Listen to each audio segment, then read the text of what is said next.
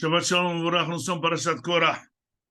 Nous devons d'expliquer cette mahloket de Korah avec Moshe qui a dégénéré et qui a pu tout de même casser le peuple entier, mettre tout le monde de la partie de ceux qui font les manifs, et Moshe Rabbeinu et Aaron se trouvent tout seuls. Il a engagé 2 journalistes du Canard enchaîné, Datan et Aviram, qui étaient spécialistes pour monter les manifs. Ils étaient engagés par Korah. Ils ont réussi à faire le mieux du monde. À savoir, ils ont réussi à engager 250 grands de Sanhedrin pour être avec eux. Donc finalement, toute la basse-couche était entièrement contre Moshe Rabbeinu, tout le monde était contre. La demande de Korah, c'est qu'il veut l'égalité. Il ne veut pas qu'il y ait de chef. Tout le monde ici est saint, tout le monde est tzaddik, il n'y a pas de chef des tzaddikim.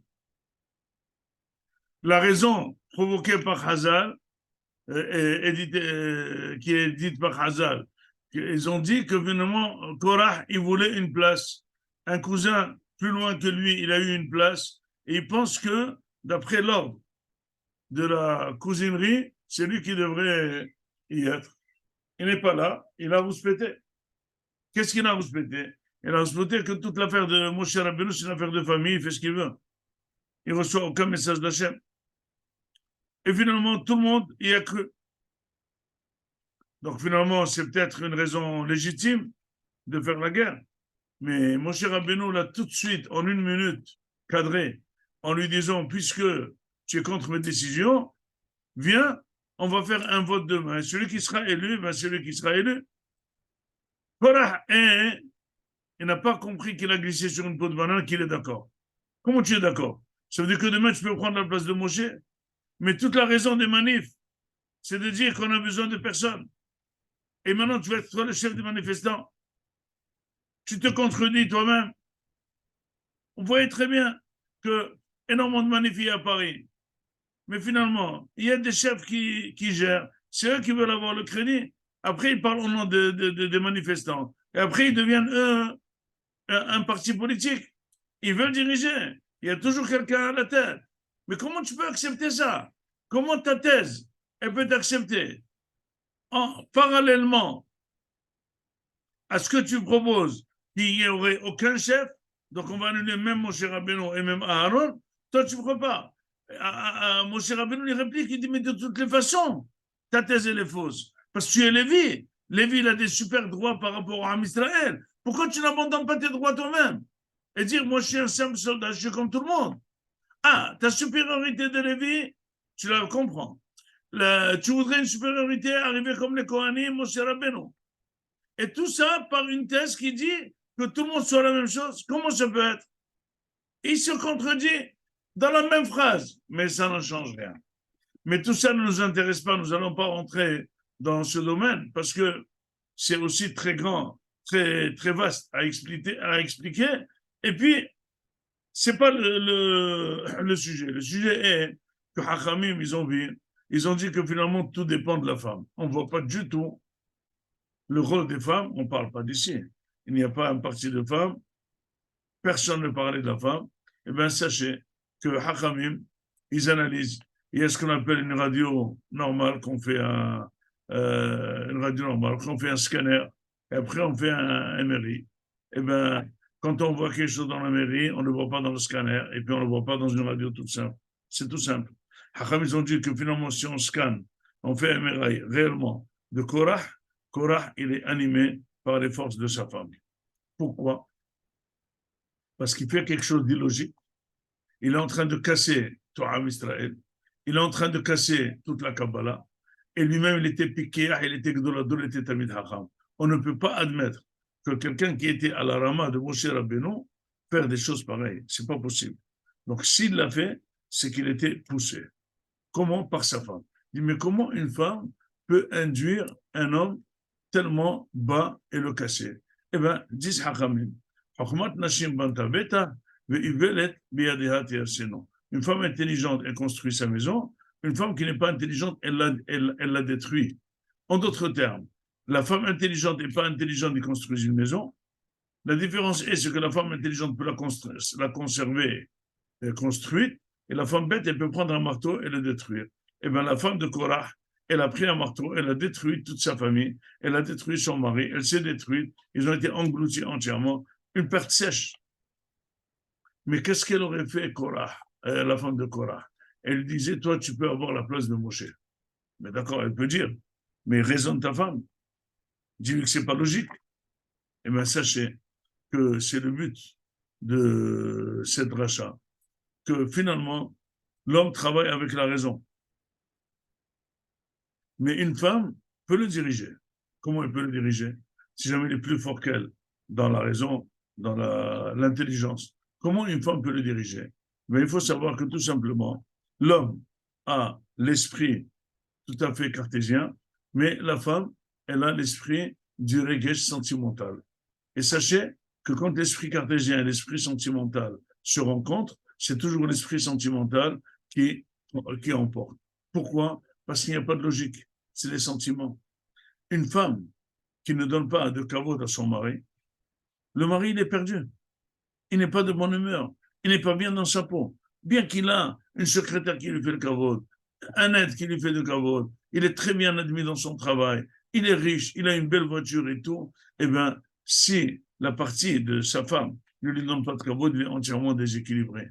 Et c'est dans ce sens qu'on dit que la femme, elle construit et la femme, elle détruit. Parce que si jamais elle n'est pas de commun accord avec le but avec de la maison, avec ce qu'on a à la maison, avec le travail du mari, avec les revenus du mari, et finalement, à ses yeux, il ne gagne pas beaucoup, ou il n'a pas un beau métier, etc., etc. La femme, elle tire, elle patiente, mais elle ne fait pas un visage de contente et fière de son mari.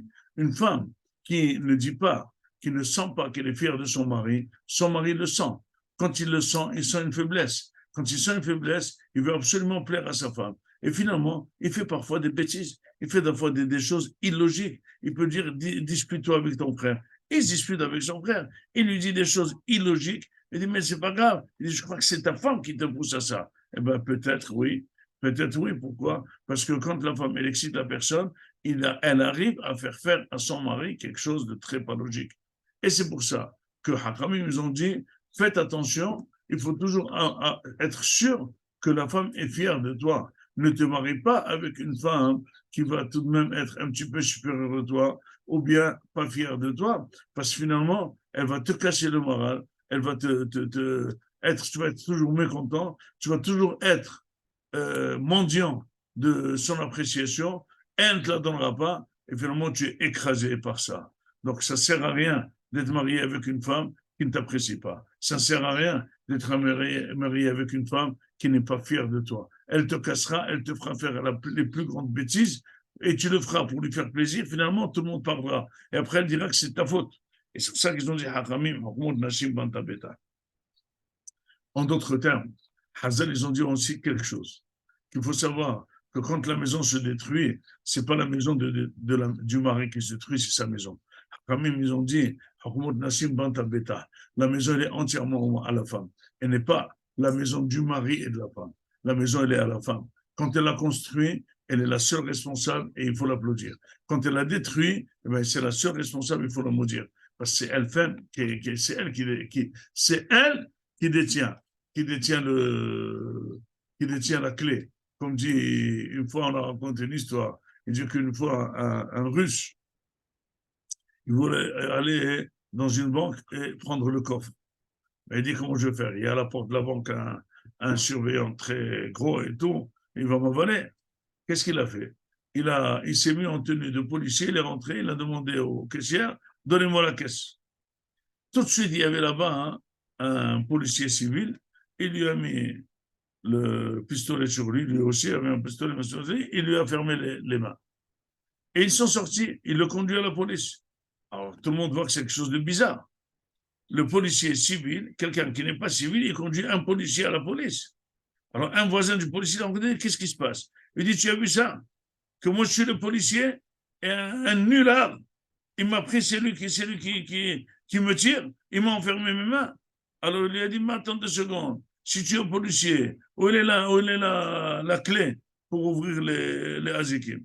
Où est la clé? Celui qui détient la clé. La femme, puisqu'elle détient la clé de la maison, c'est elle la directrice de la maison, c'est sa maison.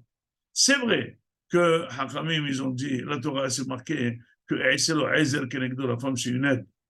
Mais c'est une aide vis-à-vis du mari. Elle doit toujours montrer que c'est une aide.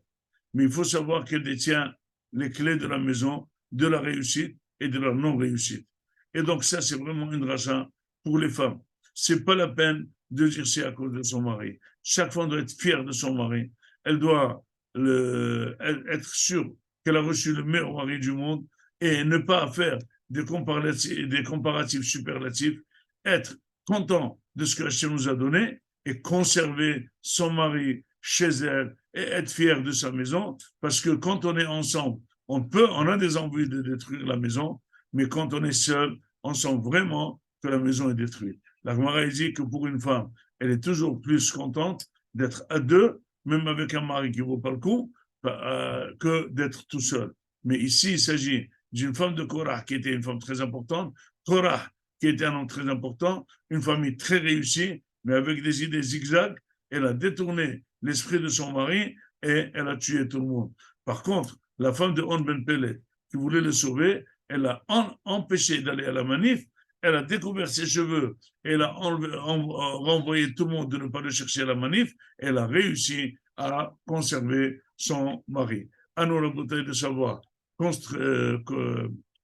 protéger notre nid, protéger notre maison, être fier de ce qu'on a et dire tout à Kadosh Baruch Hu, qu'on a une femme, qu'on a un mari, qu'on a des enfants, et ce qu'on a, rien à comparer avec l'autre, on est les plus heureux du monde. Shabbat Shalom, on me